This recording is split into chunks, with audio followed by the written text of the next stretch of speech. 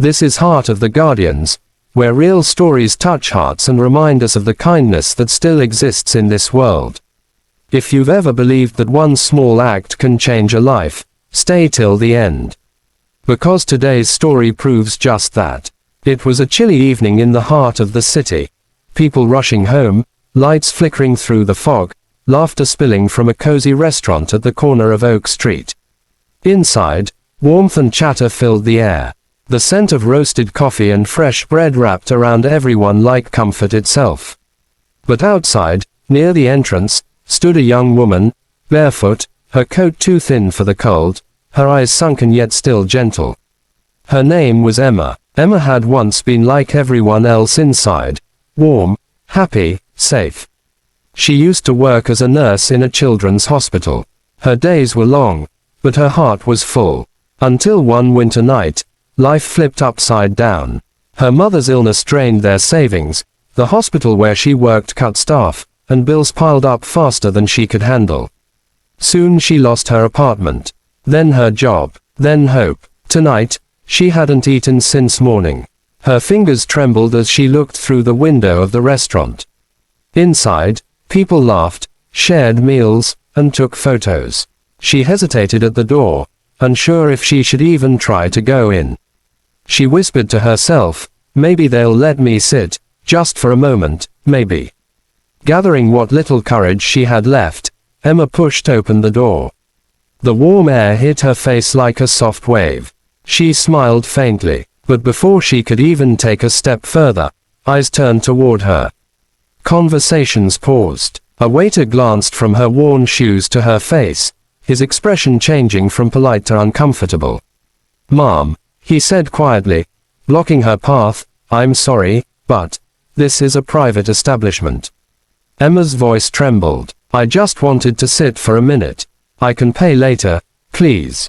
A group of young women nearby giggled.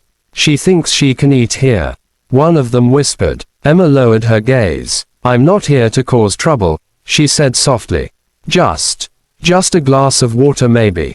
But the waiter shook his head. "Please, ma'am, I'll have to ask you to leave."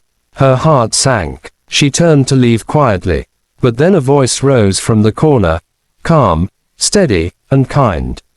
"Excuse me," the man said. "She can sit here." Everyone turned. At a corner table sat a man in his 40s. Tall, well-dressed, his expression gentle but firm. His name was Daniel. Daniel was a regular at the restaurant, always sitting alone, reading his newspaper, and tipping generously. He watched Emma with quiet empathy.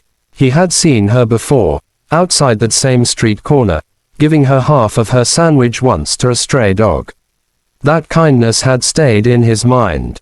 Now he stood up, walked toward her, and pulled out a chair. "Please," he said, "sit." Emma hesitated, afraid she might cause trouble for him. "Sir, I don't want." "I insist," Daniel said, smiling faintly. "Everyone deserves a place to sit." The restaurant fell silent. The waiter looked embarrassed but said nothing. Daniel gestured again, and Emma slowly sat down. She clasped her hands together, unsure if this was real. Daniel turned to the waiter. "Can we have 2 bowls of soup, please? And some bread?" The waiter nodded awkwardly and hurried away. Emma blinked, fighting back tears. "You didn't have to do that." Daniel smiled softly. "No one has to do anything. But that's how the world breaks, when people stop choosing kindness." For the first time in months, Emma felt warmth not from the soup that arrived, but from being seen, really seen. They ate quietly. The people around, once whispering, now looked down, ashamed of their silence.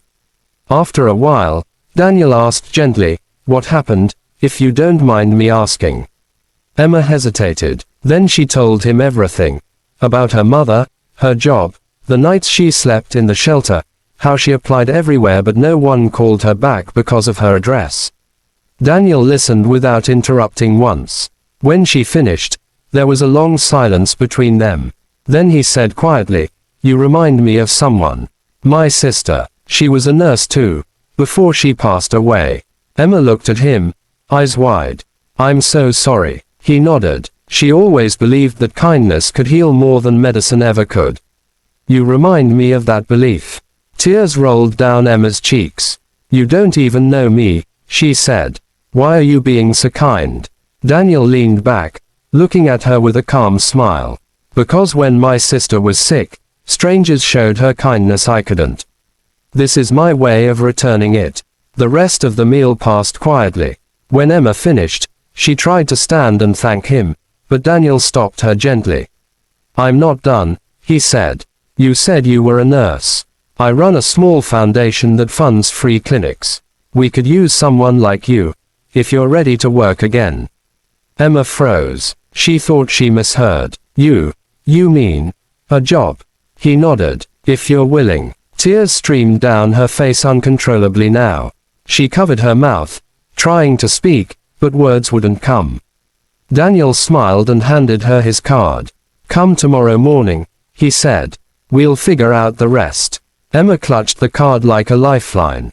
For the first time in a long time, she felt like maybe life wasn't over yet. When she left the restaurant that night, snow was falling softly. But this time, it didn't feel cold.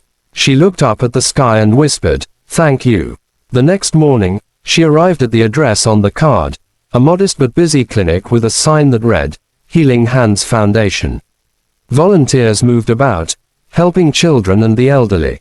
Daniel greeted her at the door, smiling like an old friend. You came, he said.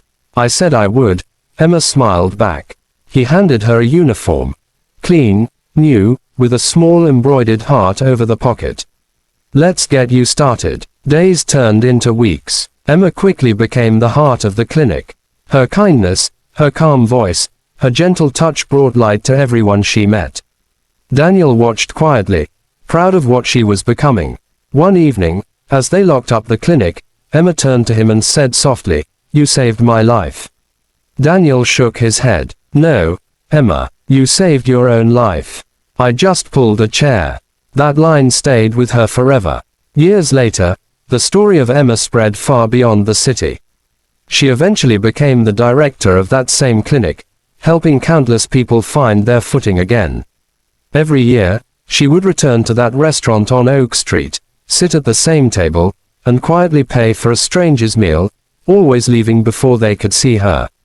Because kindness, she learned, was like a circle, it always comes back. Once, a young man came running out after her, holding a small paper bag. "Mom, you forgot your change." Emma smiled and said, "Keep it. Maybe one day, you'll pull a chair for someone too." The boy didn't understand then. But one day, he would. And that's the thing about kindness. It doesn't need an audience. It doesn't ask for credit. It just needs someone willing to start. If you're listening right now, maybe this is your sign. The world doesn't need heroes in capes. It just needs people like Daniel, like Emma, people who notice, people who care. Because sometimes, all it takes to change a life is pulling out a chair. This is Heart of the Guardians, reminding you that every act of kindness creates ripples you can't even see. If this story touched your heart, share it, and let the kindness continue.